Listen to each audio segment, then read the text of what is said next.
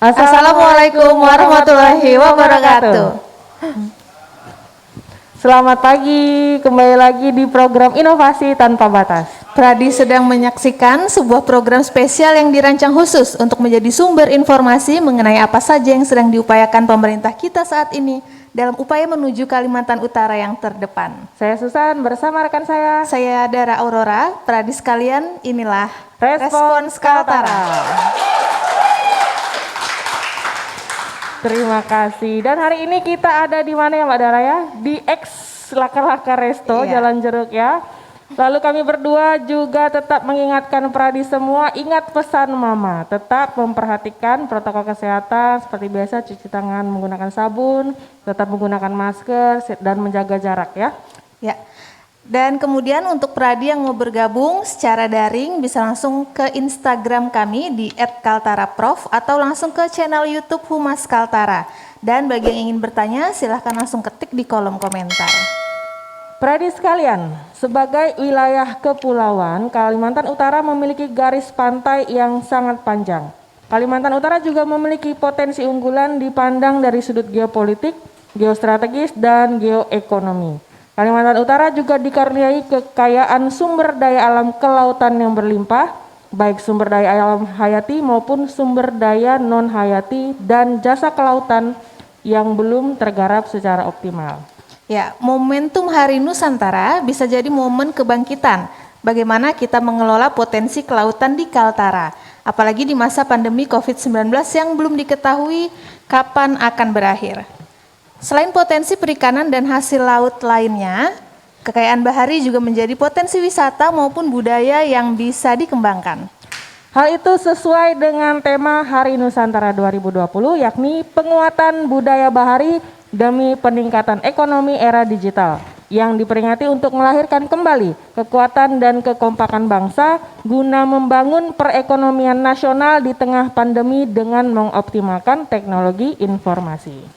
Lalu bagaimana implementasinya? Inilah respons Kaltara ke-103. Penguatan budaya bahari di Kaltara. Dan tentunya bintang tamu hari ini ya berkaitan dengan kelautan dan perikanan kita. Kita telah mengundang Kepala Dinas Kelautan dan Perikanan Provinsi Kalimantan Utara, Insinyur Haji Sahrullah Mursalin MP. Selamat datang kembali Pak. Silakan. Apa kabarnya Pak? Alhamdulillah baik. Tetap sehat Pak ya. Alhamdulillah. Semoga kita tetap sehat terus. Sehat selalu kita semua. Melewati tahun baru ini Pak ya. Ini Ya. mendekati tahun baru Pak. Betul. Terima kasih sudah hadir di sini. Ya, baik kita sapa juga rekan-rekan media yang sudah bergabung di live streaming mungkin ya Mbak ya. Halo Ya, semuanya. Halo semua, terima kasih. Juga kepada seluruh Pradi yang senantiasa setia bergabung melalui radio. Ada Pelita FM Tanjung Selor, Kaltara FM Tanjung Selor, dan Pesona FM Tanjung Palas. Selamat mendengarkan semua ya. Ya. Baik Pradi dan Mbak Dara, mungkin sebelum masuk ke pertanyaan-pertanyaan mendalam mengenai kelautan kita. Pak, kemarin Hari Nusantara ya Pak, peringatan Hari Nusantara 2020. Betul. Mungkin tidak banyak dari kita yang terlalu Ya. familiar dengan peringatan itu. Itu Ya. tentang apa? Mungkin bisa diceritakan dulu Pak. Itu memperingati apa Pak? Baik. Assalamualaikum warahmatullahi wabarakatuh. Waalaikumsalam. Selamat pagi, salam sejahtera bagi kita semua, para Pradi dan pemirsa Respon Kaltara yang berbahagia. Mbak Susan dan Dara Pak Mbak saya. Hera. Saya enggak familiar sama yang satu. Mohon maaf.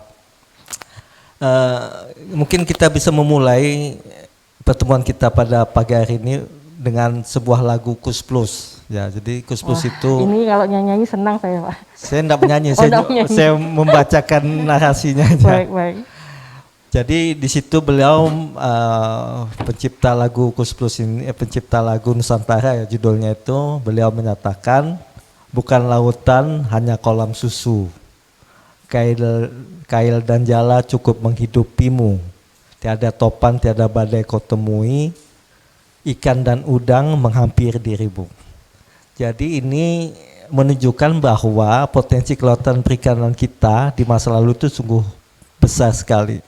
Oleh sebab itu Pak Jokowi sempat menyampaikan kepada kita bahwa kita sudah terlalu lama memunggungi laut, memunggungi dipunggungi ya, memunggungi samudra, teluk, pantai.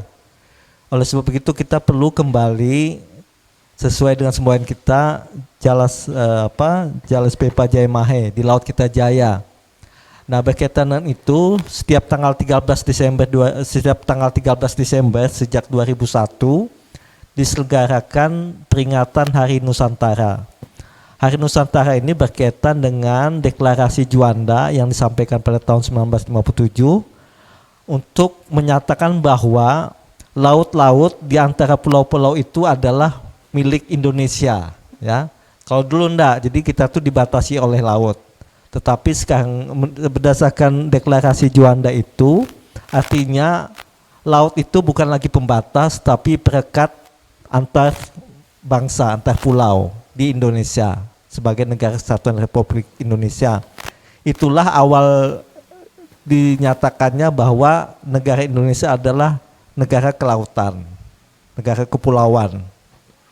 Nah, dengan adanya deklarasi Juanda ini pada tanggal 13 Desember 1957 itu setiap laut dan yang menghubungkan pulau-pulau itu adalah milik Indonesia.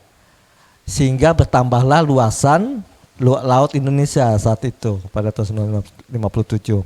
Nah, pada tanggal 13 Desember 2001 ditetapkan sesuai dengan peraturan keputusan Presiden ketika itu Megawati ditetapkan sebagai Hari Nusantara. Oleh sebab itu pada tahun ini adalah peringatan Hari Nusantara yang ke-20 sejak tahun 2001. Memang tahun ini kita tidak merayakan besar-besaran. Kita kemarin pada tanggal 13 Desember 2020 kita melakukan peringatan ini secara daring saja. Yang panitia pusatnya diketuai oleh Menteri Komunikasi dan Informatika. Ini sesuai dengan tema kita, penguatan budaya bahari demi penguatan ekonomi di era digital. Ya, digital. Jadi memang ini sudah masanya. Itu mungkin pradi sekalian sehingga memahami bahwa memang Hari Nusantara ini sebenarnya bukan harinya kelautan dan perikanan sebetulnya. Ini hari kita semua, bahwa pada saat itu pada tanggal 13 Desember itu ada pengakuan dari dunia bahwa negara kita adalah negara kepulauan dan semuanya laut samudra yang menghubungkan pulau-pulau di Indonesia adalah milik Indonesia. Jadi begitu. Baik, terima kasih Pak. Berarti itu momentum untuk bangsa kita sendiri Pak ya. Dan itu sudah kita rayakan ke-20 kalinya Pak. Yang 20 kalinya. Baik, itu tadi mengenai Hari Nusantara dan kelautan di Indonesia secara general ya Pak ya. Lalu kalau untuk di Kaltara sendiri Pak, ini kondisinya bagaimana dan potensi kelautan apa yang ada di Kaltara ini Pak? Baik, jadi di Kaltara ini kita mempunyai potensi kelautan perikanan yang cukup banyak. Misalnya saja untuk potensi kelautannya saya dapat sampaikan, kita memiliki panjang pantai itu sepanjang 3.555 km. Jadi panjang pantai kita dari Mangkupadi sampai dengan Sebatik itu sepanjang 3.555. Sebagai pembanding saya sampaikan di sini, Pak Presiden itu sudah membangun jalan tol dari Aceh ke Lampung itu yang saya baca itu sepanjang 2.900 km. Jadi lebih panjang pantai kita dibandingkan panjang jalan tol. Artinya luas pantai kita, panjang pantai kita cukup potensial untuk kita kembangkan. Kemudian luas perairan kita itu sebesar 776.000 hektar. Jadi ini cukup luas, jadi laut kita, sehingga tentu saja potensi penangkapan, budidaya, pariwisata, pertambangan, juga pemanfaatan untuk perhubungan laut dan hal lainnya cukup luas. Ditambah lagi kita memiliki pulau-pulau kecil sebanyak 182 pulau-pulau kecil. sebagian besar itu sudah dimanfaatkan oleh kawan-kawan petambak pembudidaya. Nah, potensi ini perlu kita kembangkan, kita manfaatkan supaya ada manfaatnya bagi perekonomian kita. Saya membaca hasil pendataan oleh BPS pada tahun 2018, kontribusi pertanian itu secara umum, secara luas adalah 17%, di mana di dalamnya sektor kelautan perikanan itu menyumbang 7% dari 17% tadi. Jadi 7% itu adalah sumbangan sektor kelautan perikanan.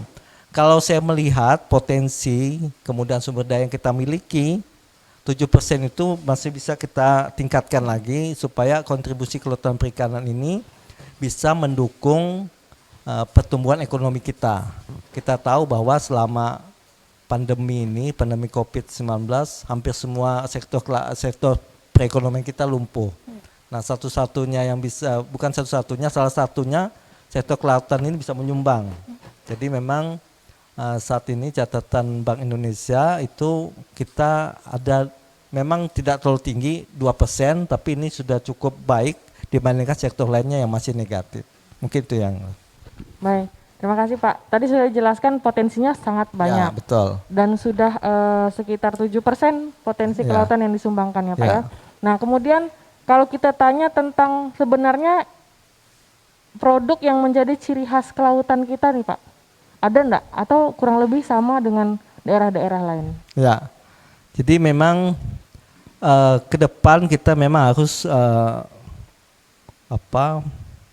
mengembangkan komoditas unggulan. Jadi selama ini memang yang kita kembangkan adalah udang windu. Jadi udang windu itu tidak banyak yang mengembangkan di Indonesia. Sebagian besar itu mengembangkan udang Paname. Hanya saja udang Paname ini pengelolaannya, pembudidayaannya intensif ya, jadi butuh biaya banyak. Beda dengan udang windu yang kita kembangkan sini masih tradisional. Jadi kita ada 90.000 petak yang dikembangkan oleh pembudidaya. Itu memang produktivitasnya masih rendah. Jadi survival rate-nya untuk budidaya, survival rate-nya apa ya? Kemampuan hidup ya. Survival rate kita itu hasil data dari kawan-kawan Fakultas Perikanan dan Ilmu Kelautan Universitas Borneo Tarakan masih rendah. Jadi masih 7%. Jadi masih rendah. Jadi kalau misalnya kita menebak 100.000, misalnya yang hidup hanya sekitar 7.000 ekor gitu. Jadi kalau size-nya 70-an berarti cuman atau size 30 lah ya. Jadi itu hanya sekitar 200 kilo aja hasil yang kita dapatkan, tidak begitu banyak.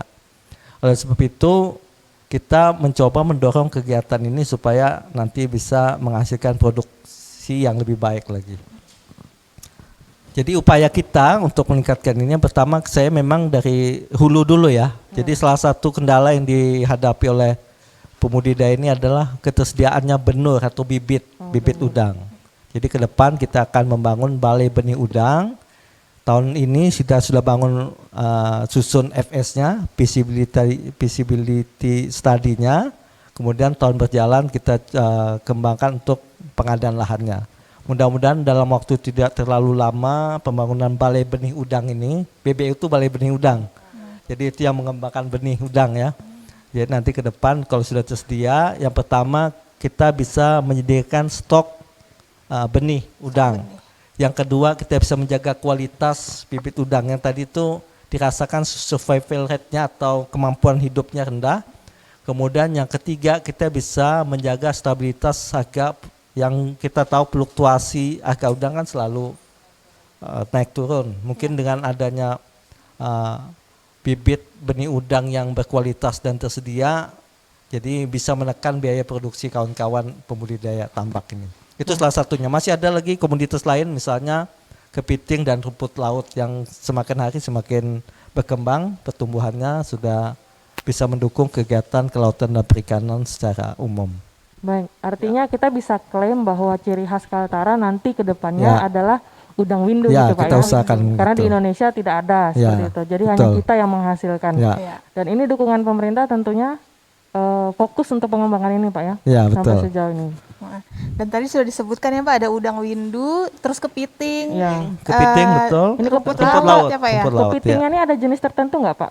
yang diandalkan Oh, nih, yang Pak. Ya, Tambahkan. kita nanti yang kita kembangkan memang kepiting bakau ya. Bakau. Jadi nanti kepiting bakau yang selama ini sebenarnya penghasilan sampingan oleh Oke. pembudidaya tambak. Jadi biasanya kalau kepiting itu kan hidup di antar bakau-bakau itu. Tapi nanti ke depan kita akan ikut juga membudidayakannya Baik, kepiting.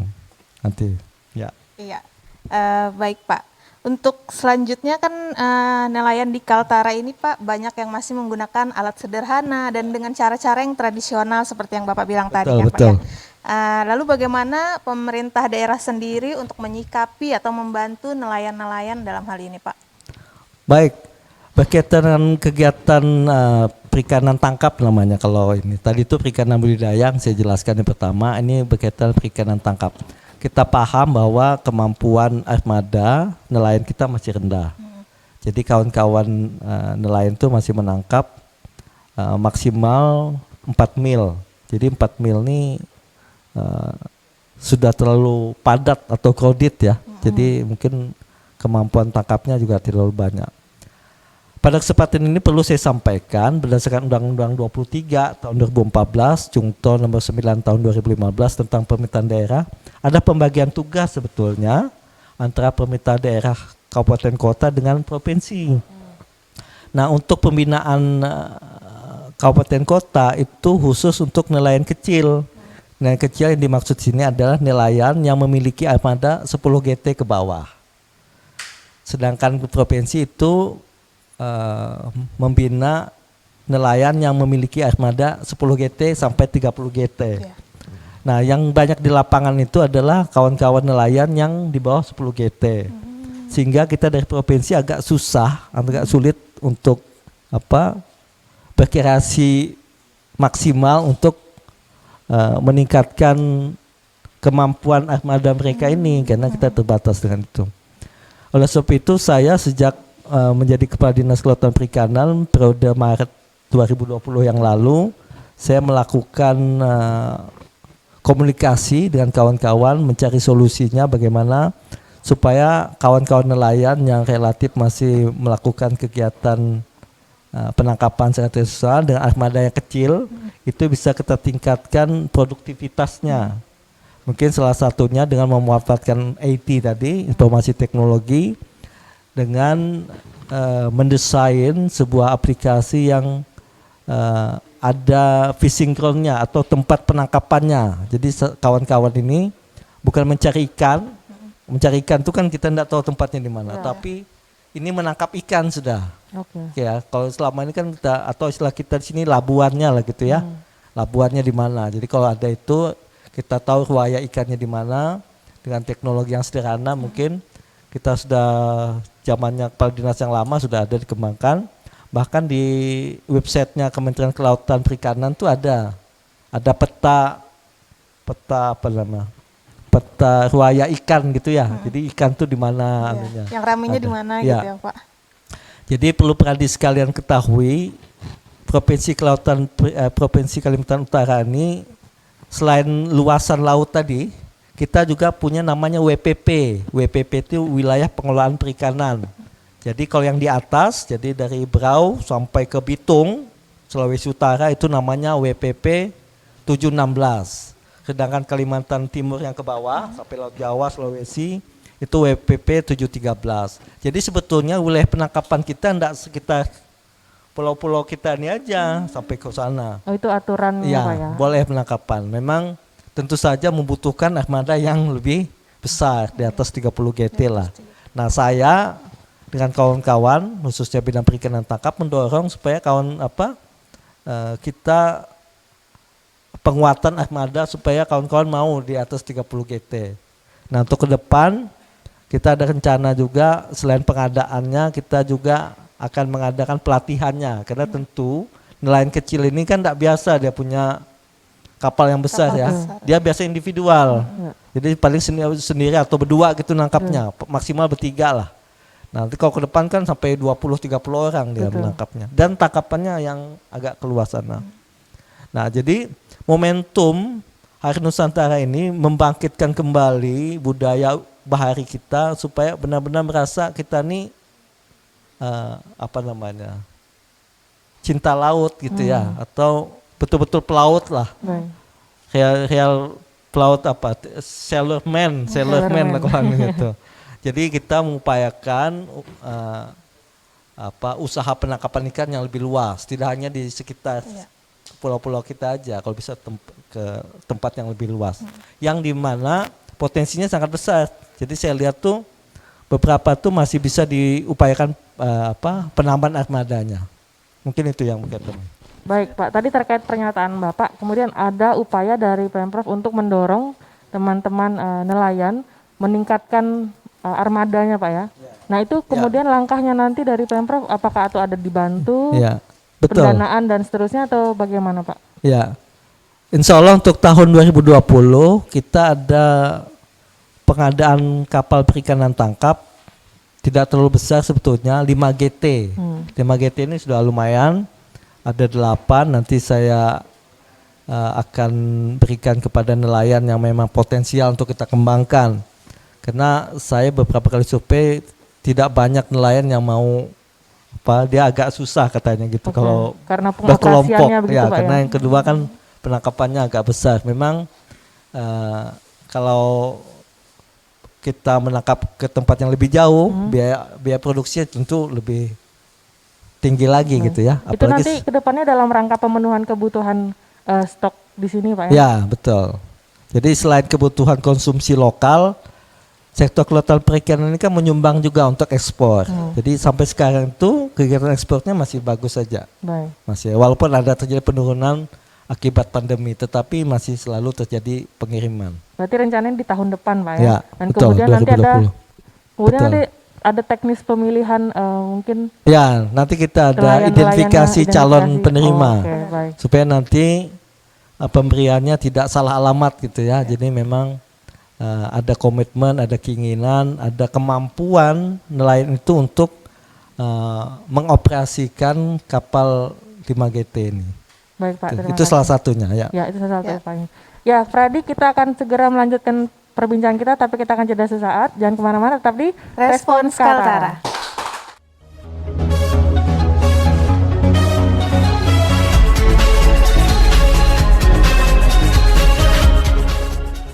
Kembali lagi di Respons Kaltara. Ya, Pradi, Mbak Dara, dan Pak Sarula ya, sebentar kita akan masuk di sesi tanya jawab, tapi sebelumnya begini Pak. Hari Nusantara 2020 kan bisa jadi refleksi bagi kita bersama Pak ya, terutama teman-teman di Dinas Kelautan dan Perikanan. Nah kemudian terkait dengan penguatan budaya bahari, kedepannya dalam jangka pendek ini, apa yang dipersiapkan oleh pemerintah provinsi kita Pak untuk menguatkan budaya bahari kita di Kaltara? Baik, saya teringat dulu ketika saya menjadi Kepala Bidang Pesisir dan Pulau-Pulau Kecil di Dinas Perikanan Kabupaten Bulungan ya. Salah satu kegiatan kita adalah melakukan pengawasan sumber daya kelautan perikanan. Salah satu kampung yang kami kunjungi itu adalah Antal. Jadi di Antal itu ada kebiasaan mereka dulu katanya, ada waktu-waktu tertentu yang mereka tidak melakukan kegiatan penangkapan ikan. Ya, ini sebetulnya sebuah budaya bahari yang bagus, yang patut kita lestarikan, kita kembangkan. Tradisinya sampai hari ini Pak? Ya, dalam rangka menghindari terjadinya overfishing. Overfishing itu penangkapan yang berlebihan. Karena sekarang ini kan jumlah penduduk semakin banyak, lalu kebutuhan konsumsi ikan juga meningkat, sehingga kita berlomba-lomba untuk melakukan kegiatan penangkapan ikan. Nah, budaya seperti ini perlu kita kembangkan, karena ini kan indigenous knowledge lah ya, kearifan lokal yang perlu kita kembangkan. sebenarnya di Peraturan Menteri Kelautan Perikanan yang lama berkaitan dengan pemanfaatan pukat hela itu sekarang itu namanya pukat harimau. Dulu dibolehkan, tapi sekarang ini dicabut lagi, jadi tidak boleh lagi untuk masa-masa sekarang ini. Nah di situ ada bulan-bulan tertentu tidak dilakukan kegiatan penangkapan ikan. Jadi kalau kita kaitkan antara momentum Hari Nusantara dengan kearifan lokal masyarakat yang lama yang sudah dilakukan bertahun-tahun, nampaknya ada hubungan yang perlu kita kembangkan gitu ya. Jadi seperti kegiatan close fishing lah ya, tidak dilakukannya kegiatan penangkapan ikan di wilayah-wilayah tertentu, di mana di situ mungkin nanti ada kajian kita ke depan, mungkin bidang pengelolaan ruang laut bisa mengembangkan ini untuk menetapkan wilayah-wilayah tertentu yang tidak dibolehkan untuk melakukan penangkapan ikan. Dan di waktu-waktu tertentu. Supaya apa? Supaya perkembangbiakan ikan ini dapat lestari gitu ya. Ini kan ada masa-masanya pemijahannya apa ya? Pemijahan perkembangan lah ya, atau kalau kita perkawinan gitu, antara ikan itu. Kemudian ada waktu-waktu nursery-nya untuk pengasuhannya. Jadi dengan memanfaatkan momentum ini kita coba menggali kebiasaan-kebiasaan lama yang dilakukan dan baik untuk kelestarian sumber daya kelautan kita, tentu saja tetap dengan memperhatikan pertumbuhan ekonomi kita. Jadi artinya nanti kegiatan pengembangan budaya, penguatan budaya bahari ini tidak menghambat kegiatan perekonomian. Itu nanti ke depan yang kita lakukan. Jadi untuk tahun ini kegiatan Dinas Kelautan Perikanan karena kita dibatasi oleh pandemi COVID-19 ini, tidak banyak kegiatan kita lakukan. Kita banyak melakukan sosialisasi saja. Misalnya melakukan kita ini gerakan cinta laut. Kemudian ada lagi SPI, Sekolah Pantai Indonesia. Ada beberapa tempat yang kita lakukan. Ini mengenalkan kepada anak-anak sekolah, kepada masyarakat untuk mengetahui betapa berpotensinya kelautan perikanan kita dan perlunya kelautan perikanan ini untuk jaga kelestariannya dengan memperhatikan budaya kita yang biasa kita lakukan. Kemudian yang terakhir yang kita lakukan adalah bersih pantai. Ini pada tanggal 28 November yang lalu kita melakukan kegiatan bersih pantai di Kecamatan Bunyu. Sedangkan kegiatan kita gerakan Cinta Laut tadi ada di beberapa tempat, di Kabupaten Bulungan, di Sebatik, di Tarakan juga ada, kemudian SPI juga gitu, ada beberapa tempat yang kita lakukan. Semuanya mengenalkan kepada anak-anak sekolah dan masyarakat kita untuk mengenal lebih jauh nenek moyang kita sebagai nenek bahari lah gitu, supaya budaya bahari ini tetap bisa kita jaga. Itu dilakukan waktu dalam masa pandemi kemarin Pak ya? Ya, jadi dengan tetap memperhatikan protokol kesehatan, jadi kita tidak melakukan dalam jumlah banyak, jadi terbatas sekali. Responnya bagaimana Pak? Anak-anak sekolah tentu saja senang dengan kegiatan ini, begitu juga masyarakat. Kegiatan lainnya kita juga mengajak masyarakat untuk melakukan pengadaan penanaman terumbu karang. Jadi seperti di mana Tanah Kuning ya, di Mangkupadi itu kita lakukan pelatihan pada masyarakat secara sukarela, mereka yang buat, mereka juga yang menanam, meletakkannya di laut. Ini upaya-upaya kita untuk meningkatkan kecintaan masyarakat dan khususnya anak-anak sekolah kepada dunia bahari kita. Baik, terima kasih Pak. Dan kemudian semoga ini kemudian kedepannya dapat direspon secara baik Pak ya, diteruskan kebiasaan-kebiasaan yang baik ini. Sudah ada pertanyaan yang masuk Mbak Dara, mungkin baik, bisa langsung. Seperti biasa, Pradi sekalian, sudah ada beberapa pertanyaan yang masuk ke media sosial kita. Yang pertama Pak, dari Kundai Paguntaka. Pak, tadi sudah dijelaskan ada 182 pulau kecil di Kaltara. Dari semua itu yang dimanfaatkan untuk potensi perikanan budidaya ada berapa pulau, lalu yang dimanfaatkan untuk pariwisata sekitar berapa persen? Baik, jadi memang sebagian besar pulau-pulau kecil kita ini banyak dimanfaatkan untuk budidaya tambak. Hanya sebagian kecil saja yang nanti kita tetapkan sebagai wilayah pariwisata. Jadi nanti bisa saya jelaskan sih, misalnya Bulungan ada 118 pulau, kalau Tarakan ada 2 ya. Jadi ada Tarakan dengan Pulau Sadau. Pulau Sadau. Kemudian Tanah Tidung, ini juga sebagian besar untuk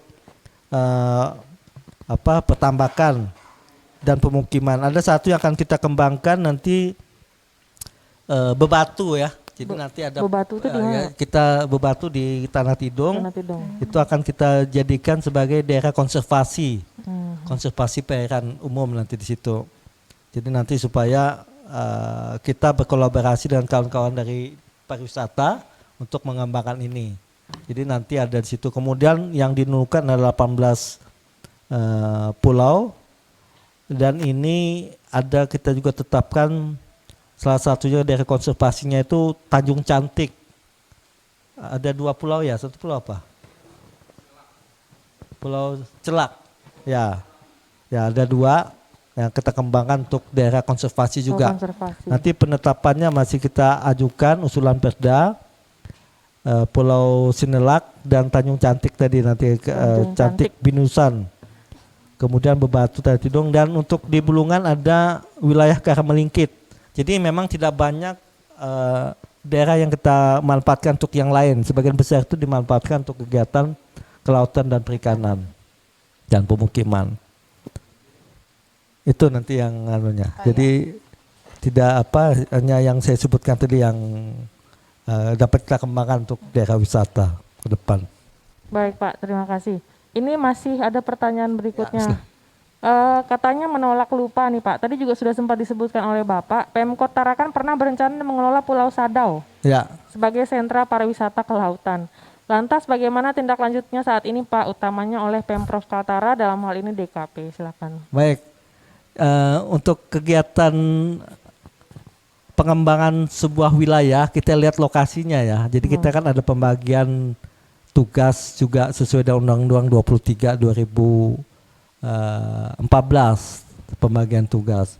Jadi memang untuk wilayah laut itu memang kewenangan kabupaten kota, provinsi maksud saya.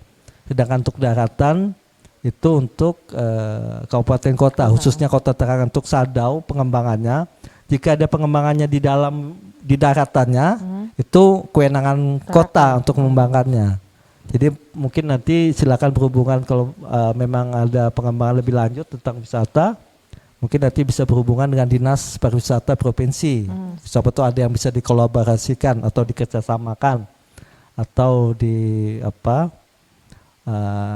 dikerjasamakan berkaitan dengan pengembangannya. Itu kalau pengembangan daratannya Pak. Ya. Kalau untuk lautnya nanti tentu saja melalui kita ada kajian namanya SJWPP, rencana zonasi wilayah pulau pesisir dan pulau-pulau kecil ya. Jadi nanti itu. Tapi kita lihat wilayahnya, dia ada kita hanya sekedar rekomendasi, ada juga yang perizinan, tergantung nanti untuk wilayahnya.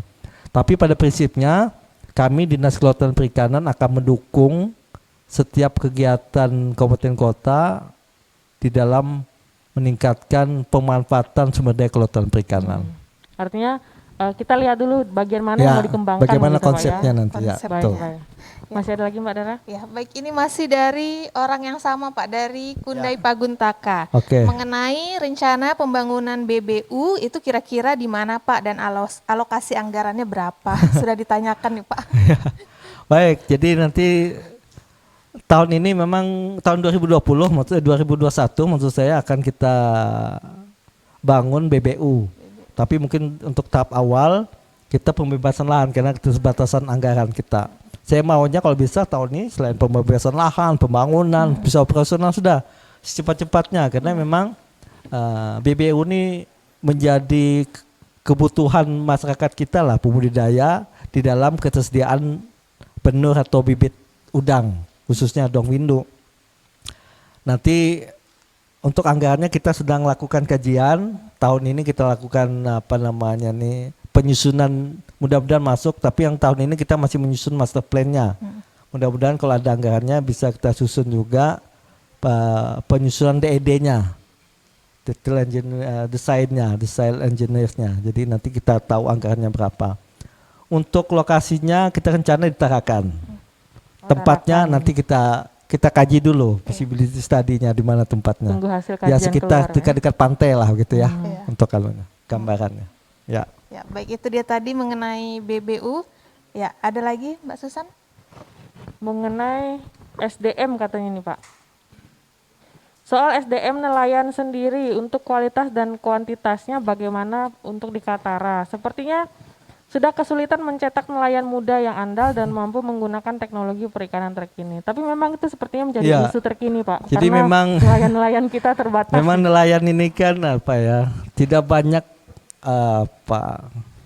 generasi yang hobi menjadi nelayan lagi, karena banyak mungkin jadi wartawan, jadi tentara, jadi nelayan ini tidak banyak yang mengambil profesi ini kembali gitu ya. Dulu sempat Kementerian Kelautan melakukan kegiatan namanya regenerasi nelayan. Jadi ini mencoba membangkitkan keinginan kaum muda untuk tetap bergerak di bidang kelautan dan perikanan, khususnya di bidang nelayan. Sebenarnya kita juga sudah melakukan upaya misalnya dengan menyekolahkan di STP, Sekolah Tinggi Perikanan. Itu juga upaya kita untuk anak-anak muda ini paham berkaitan dengan masalah kelautan perikanan. Nah khusus untuk menjadi nelayan ini mungkin nanti diubah mindsetnya ya, jadi tidak hanya sekedar menangkap gitu. Jadi dia mungkin bisa jadi manajemennya, jadi bukan langsung ke lautnya, jadi nanti dia tinggal mengelolanya gitu. Jadi nanti kita upayakan ada peningkatan gradian lah, jadi tidak sekedar untuk melakukan penangkapan langsung, tetapi sudah meningkat misalnya jadi manajemen penangkapan ikan, lalu yang lebih tinggi mungkin pemasaran dan pengolahan hasil perikanan mungkin. Bagusnya ke situ arahnya. Tapi ada ya Pak kemungkinan ke sana Pak ya. Ya. Berarti Ini kita sudah melakukan upaya misalnya mengembangkan Poklasar. Poklasar itu artinya kelompok pengolahan dan pemasaran. Kita tahu kan sumber daya penangkapan ikan ini banyak dan sebagian besar itu tidak dimanfaatkan atau tidak ekonomis. Ini bisa kita manfaatkan untuk diolah. Ini juga bisa meningkatkan value atau nilai tambah sebuah produk. Jadi misalnya kayak amplang, apalagi bakso, nugget yang basis sumber daya ikan, mungkin nilainya yang sekilo cuman berapa kan, kalau jadi amplang bisa lebih tinggi nilainya. Atau misalnya jadi nugget, apalagi macam-macam lah. Sekarang kalau kita lihat kan banyak, rumput laut juga diolah, ikan-ikan dan sebagainya. Bakso ikan kan. Jadi banyak kita juga selain memanfaatkan ini juga meningkatkan selera makan anak-anak gitu ya. Karena anak-anak susah makan ikan. Jadi dengan modifikasi ini diversifikasi pangan bisa meningkat gitu, khususnya untuk konsumsi ikan. artinya Pak untuk sumber daya manusia nelayan kita memang selain dari kuantitasnya tidak terlalu banyak, kualitasnya memang masih perlu peningkatan. Kita memang harus lakukan upaya peningkatan. Baik, itu sudah menjawab baik tadi. dari sisi jumlahnya maupun kualitasnya. Kualitasnya masih terus diintai. Baik. Dan ada lagi nih Pak dari teman di Radar nih. Silakan Mbak Dara mungkin. Ya, dari Iwan Radar Tarakan Pak. Seperti apa sikap Pemprov dalam hal penanganan nelayan katraul di Kaltara? Apakah ada penggantian alat tangkap nelayan itu ke alat tangkap yang ramah lingkungan? Lalu berapa jumlah nelayan pukatraul yang masih beraktivitas di Kaltara, Pak? Ada pukatraul Pak ya. Ada jenis-jenisnya. Jadi memang dulu tahun 2008 dengan melihat fenomena banyaknya kapal penangkap ikan dari negara tetangga dulu, lalu oleh Menteri Kelautan Perikanan saat itu digodoklah sebuah peraturan Menteri Kelautan Perikanan untuk membolehkan alat tangkap troll ini. Kemudian pada tahun 2015 oleh Ibu Susi ketika beliau menjadi Menteri Kelautan Perikanan, kebijakan itu dicabut. Jadi tidak boleh lagi melakukan penangkapan dengan menggunakan alat tangkap troll. Nah, salah satu kebijakannya pada saat itu adalah akan diganti nelayan yang menggunakan alat tangkap troll ini oleh pemerintah. Tetapi kegiatan ini hanya berlangsung setahun, 2016 ya, pada 2016 sempat diganti beberapa alat tangkap, setelah itu tidak ada lagi penggantian. Oleh sebab itu maka saya menetapkan prioritas saya untuk kegiatan 2021 ini untuk mengganti semua alat tangkap troll ini. Jadi nanti semua alat tangkap troll akan kita ganti. Kita identifikasi ada sekitar 2000-an nelayan yang menggunakan alat tangkap troll. Nanti akan lebih kita detailkan. Kemudian nanti alat tangkap apa yang penggantinya nanti disesuaikan dengan kebutuhan nelayannya. Mudah-mudahan untuk tahun depan semua alat tangkap troll ini bisa kita gantikan dan kami Dinas Kelautan Perikanan bisa melakukan penertiban atau melakukan operasi penertiban alat tangkap troll ini lagi karena sudah diganti kan alat tangkapnya. Memang selama ini kita agak hati-hati karena memang ada salah satu item yang belum dilakukan oleh pemerintah. Dalam hal ini pemerintah pusat sebetulnya yang berjanji untuk menggantikan. Itu ya, jadi bagi nelayan non bukan troll tenang-tenang saja. Kita insya Allah tahun ini kita lakukan penggantian alat tangkap. Lalu nanti pada pertengahan tahun nanti bisa kita tertibkan sudah bagi nelayan yang masih menggunakan alat tangkap troll. Artinya gitu, sudah ya. disiapkan solusi untuk Ya, menjamin sudah kita bahwa tidak akan menggunakan troll lagi. ya, jadi nanti Kemudian kalau menunggu ada sambil- tentu saja kita lakukan penindakan sesuai dengan peraturan perundang-undan yang berlaku kalau Baik. menggunakan alat tangkap troll ini. Pak, itu kan di tahun depan. Ya, betul. Kemudian menuju untuk sampai itu program itu terwujud, kira-kira yang akan dilakukan terhadap nelayan yang menggunakan alat pukat ini bagaimana, Pak? Ya, untuk memang sejak 2017-2020 ini kawan-kawan hanya melakukan pembinaan aja supaya jangan lagi melakukan penangkapan alat tangkap troll. Alat tangkap troll ini bisa merusak kelestarian sumber daya ikan. Hanya itu yang Dan bisa masih ada yang menggunakan karena ya? ada satu item yang belum kita lakukan gitu ya, Oke. penggantian alat tangkap troll. Lalu setelah saya melakukan itu awal tahun ini akhir tahun kita sudah melakukan identifikasi, memang sudah lakukan identifikasi nelayan-nelayan mana saja yang menggunakan alat tangkap troll itu dan alat tangkap apa yang dibutuhkannya. Jadi memang kalau semua alat tangkap troll ini diganti, kita bisa melakukan tindakan yang lebih mantap ya untuk melakukan penertiban alat tangkap terlarang lah. Karena alat tangkap troll itu merupakan alat tangkap yang sifatnya merusak, degradasi lingkungan lah. Jadi itu kan dia sifatnya alat tangkapnya langsung ke dasar lautan lalu ditarik gitu ya. Jadi semua sumber daya ikan tertarik. ya yang besar maupun yang kecil terikut di dalamnya. Jadi itu sangat tidak ramah lingkungan. Baik, Sebenarnya ada alat tangkap lain-lain juga, misalnya pengoboman kayak gitu juga masih terjadi. Penyetruman juga masih terjadi.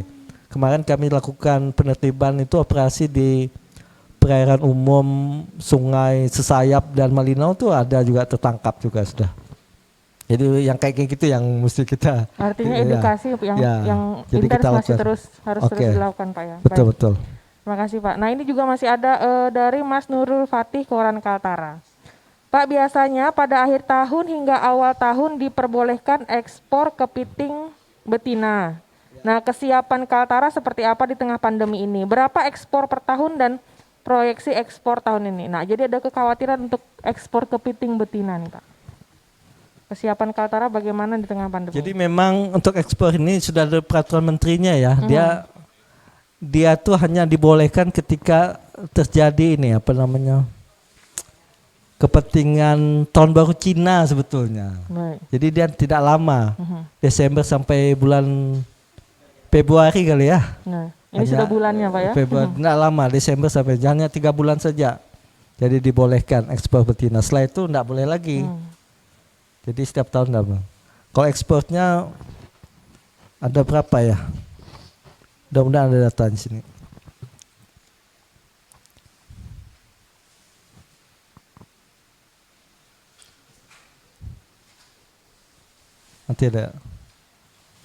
Nanti saya sampaikan kemudian ya nanti. Baik, soal ekspornya. Untuk ekspornya per tahun Pak ya. Ya, betul. Artinya untuk Kaltara di bulan ini sampai bulan Februari tadi Pak ya sudah siap untuk menangani ini Pak ya, karena sudah musimnya nih. Ya, memang dibolehkan dia. Dibolehkan ya. Dibolehkan. Baik, itu Mas Nurul ya, terima kasih. Kita akan melanjutkan tapi kita akan jeda lagi nih Pak. Oke. Jangan kemana-mana, tetap di Respons Kaltara.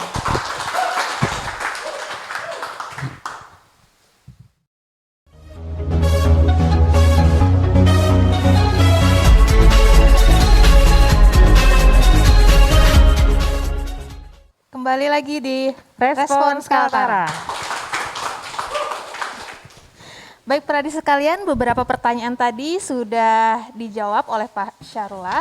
Untuk selanjutnya kita akan memberikan kesempatan untuk Pak Syahrullah untuk menyampaikan closing statement atau ada tambahan dari jawaban-jawaban yang tadi Pak. Silahkan. Baik, terima kasih Pradi sekalian. Sektor kelautan perikanan ini ada sektor kelautan yang menjanjikan di masa depan. Karena kita lihat potensi kelautan perikanan kita cukup luas, masih banyak wilayah-wilayah atau sumber daya yang kita belum manfaatkan. Misalnya saya sepanjang Sungai Kayan ini tidak banyak kegiatan yang dilakukan untuk kegiatan perikanan. Begitu juga di Sungai Sesayap, Sungai Sembakung, Sungai Malinau, itu saya lihat belum banyak. Kemudian banyak daerah-daerah kita yang potensi untuk pengembangan budidaya ikan air tawar juga belum banyak. Saya pernah berkunjung ke Sukabumi, tapi sudah lama, tahun 2002 kali apa 2003. Jadi saya lihat di situ karena dia memang potensinya bagus ya, sumber dayanya bagus. Setiap rumah tangga pasti ada kolamnya gitu ya. Jadi ada kolamnya. Mungkin yang jadi persoalan kita di sini tidak banyak yang hobi makan ikan air tawar gitu ya. Kita kan banyak suka ikan laut, karena ikan laut ini lebih enak ya, lebih renyah dibandingkan ikan air tawar ini. Tetapi kalau saya lihat masih banyak kebutuhan, misalnya ikan yang ikan baung ya, jadi ikan asin tuh. Itu informasi yang saya dapatkan kebutuhan Jakarta itu bisa sampai 100 ton. Kebutuhannya ikan asin itu. Nah sementara kawan yang ada di Salim Batu itu hanya bisa menyediakan 3 ton saja. Itu agak susah juga Pak katanya gitu. Artinya potensi pengembangan sumber daya kelautan ini sangat menjanjikan untuk kita kelola gitu ya. Misalnya saja ikan patin ini kebutuhannya juga banyak. Dan anehnya kawan-kawan dari Malinau itu membelinya di Salim Batu. Itu katanya 1 bulan 1 ton. Lalu saya tanya ketika saya lakukan kunjungan ke Malinau, yang jadi persoalan biaya produksinya agak mahal gitu ya. Karena memproduksi ya sendiri. untuk misalnya menyiapkan pakan, karena 70% biaya pengembangan budidaya ikan air tawar itu adalah pakan. Nah, oleh sebab itu kita juga mengharapkan nanti silakan diajukan ke kita untuk melakukan pengadaan pakan swadaya lah ya, pakan swadaya. Jadi nanti ada bantuan mesin dari kita atau dari kementerian. Nah, prinsipnya sesuai dengan momentum Hari Nusantara 2020 ini, di mana penguatan budaya bahari demi peningkatan perekonomian daerah digitalisasi ini, era digitalisasi perlu kita manfaatkan sebesar-besarnya dengan memberdayakan kemampuan kita, baik di lingkungan kita maupun masyarakat kita ya. Jadi saya melihat potensi ini sangat besar untuk kita masih bisa kembangkan. Jadi kembali kita ke nenek moyang kita yang lama ya, Jales Pepa Jaya Mahe di laut kita jaya. Memang karena di laut aja masih banyak yang belum kita kelola. Di darat juga begitu. Jadi ini kerja besar kita bersama. Dinas Kelautan Perikanan Provinsi Kalimantan Utara memang punya kewajiban untuk mengelola budidaya air laut dan air payau. Jadi untuk air tawar itu memang kewenangannya kabupaten kota. Tetapi kalau saya lihat dengan kolaborasi kita bersama, insya Allah kemajuan masyarakat perikanan dan kelautan ini bisa kita raih untuk menyongsong kehidupan yang lebih baik. Terima kasih. Terima kasih Pak. Ya, kita berikan aplaus. Saya garis bawahi ada yang menarik tadi dari closing statement Bapak bahwa nelayan yang berminat untuk mengembangkan itu boleh ya Pak ya mengajukan Silakan bantuan saja. permohonan bantuan Ya, ke Dinas Kelautan silakan Perikanan. saja. Jadi nanti yang penting perhatikan kita memang dibatasi ini ya kewenangan, Betul. tugas dan fungsi. Tugas kita itu tugas di mana untuk pengelolaan tadi misalnya nelayan untuk yang 10 GT ke bawah kewajiban kabupaten kota. Kita 10 sampai 30. Jadi silakan kawan-kawan menyesuaikan saja. Menyesuaikan ini Kalau kewenangannya nanti Pak ya. memang kegiatannya nelayan yang besar silakan menghubungi kami dan Kelautan Perikanan. Kemudian untuk budidaya kalau ikan air tawar silakan kabupaten kota. Kabupaten Kita kota. nanti mungkin mensupport dinasnya saja, misalnya pengadaan induk gitu ya, atau lain-lainnya gitulah.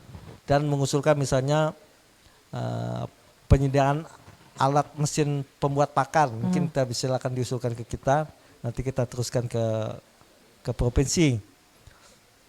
Sedangkan untuk kegiatan pengolahan ini memang kewenangan provinsi ya, jadi silakan kawan-kawan kelompok pengolah dan pemasaran ikan silakan menghubungi kami nanti untuk kita lakukan pembinaan lah, baik yang sudah dibentuk maupun yang belum. Jadi nanti kita fasilitasi untuk pembentukannya. Baik Ya, Pak. Terima banyak kasih. peluang untuk kita kembangkan di sektor kelautan perikanan. Jadi jangan Terima putus kasih. asa, tetap semangat. Terima Ya. kasih Pak. Oke. Ya, dengan demikian berakhirlah respons Kaltara kali ini. Terima kasih untuk semua pradi yang telah bergabung, berpartisipasi juga kepada narasumber kita hari ini. Ya, mohon maaf jika ada kekurangan. Dan terima kasih juga kepada pendengar setia dari Radio Pelita FM Tanjung Selor, Kaltara FM Tanjung Selor, dan Pesona FM Tanjung Palas. Nantikan terus respons Kaltara setiap Rabu dan jangan juga lewatkan program lainnya di media sosial Humas Kaltara yakni Reka Suara, Harian Giga, Cerita Darah, Humas Goes to School, dan Kaltara Sepekan. Semoga semuanya bermanfaat. Sekian, sampai jumpa. Wassalamualaikum warahmatullahi wabarakatuh.